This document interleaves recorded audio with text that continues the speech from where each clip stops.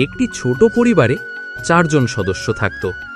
বাবা, মা, তাদের ছেলে আর পরিবারের সবচেয়ে বয়োজ্যেষ্ঠ দাদু। বাড়ির সবার মধ্যে দাদু ও নাতির সম্পর্ক ছিল সবচেয়ে গভীর। নাতি প্রতিদিন স্কুল থেকে ফিরে দাদুর কাছে ছুটে যেত, গল্প শুনত, খেলা করত, কখনো আবার পড়াশোনার সাহায্যও নিত। একদিন নাতি দাদুকে জিজ্ঞাসা করল, দাদু, বৃদ্ধাশ্রম মানে কি? বৃদ্ধাশ্রম হলো এক জায়গা যেখানে বৃদ্ধ মানুষরা থাকেন, যাদের পরিবার তাদের সাথে থাকতে চায় না, কিংবা তারা একা হয়ে গেছেন। সেখানে অনেকেই থাকেন, কিন্তু পরিবারের ভালোবাসার মতো ভালোবাসা তারা পান না। তাহলে কি তোমাকেও কখনো সেখানে যেতে হবে? না রে বাবু, তুই তো আমাকে কখনো একা হতে দিবি না।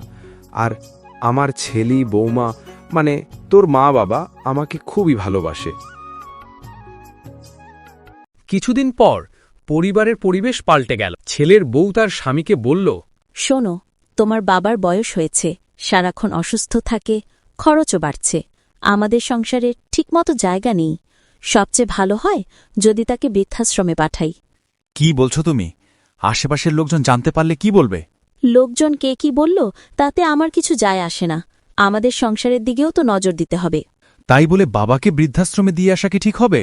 ঠিক না ভুল আমি জানি না, তবে এক কথা ঠিক, হয় তুমি তোমার বাবাকে বৃদ্ধাশ্রমে দিয়ে আসবে, না হয় আমি আমার ছেলেকে নিয়ে বাপের বাড়ি চলে যাব। বাবা, আপনার ছেলে আপনাকে কিছু বলতে চাই, কিন্তু সে বলতে পারছে না, তাই আমি বলছি। আপনার ছেলে সামান্য একটা চাকরি করে, তার চাকরির বেতনের টাকা দিয়ে সংসার চালানো খুব কষ্ট হয়ে যাচ্ছে। তাই আপনার ছেলে ভাবছিল যে আপনাকে বৃদ্ধাশ্রমে দিয়ে আসবে। কি বলছো বৌমা? কিরে খোকা, তুই কিছু বলছিস না কেন? তাহলে কি তুইও চাইছিস আমি বাড়ি ছেড়ে চলে যাই? হ্যাঁ বাবা, আপনার ছেলে যেমন চাই আমিও তেমনটাই চাই। আচ্ছা, আর কিছু বলার দরকার নেই। আমার জন্য তোমাদের সংসারের খরচ বেড়ে যাচ্ছে। আমি তো এখন বোঝা ছাড়া আর কিছুই নই।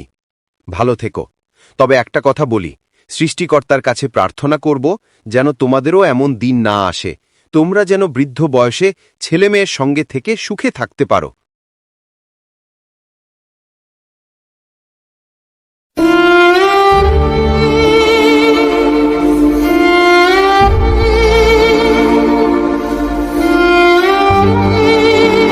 বাবা ব্যাগ হাতে রাস্তা দিয়ে হেঁটে যাচ্ছিল আর ভাবছিল কতই না কষ্ট করে ছেলেকে সে মানুষ করেছিলাম। আপনারা যদি জানতে চান আমি বৃদ্ধাশ্রমে চলে যাওয়ার পর আমার ছেলে আর বৌমার জীবনে কি ঘটেছে কিংবা কি ঘটতে যাচ্ছে, তাহলে কমেন্টে জানাবেন। আপনারা যদি দেখতে চান তাহলে এর দ্বিতীয় পর্ব আসবে।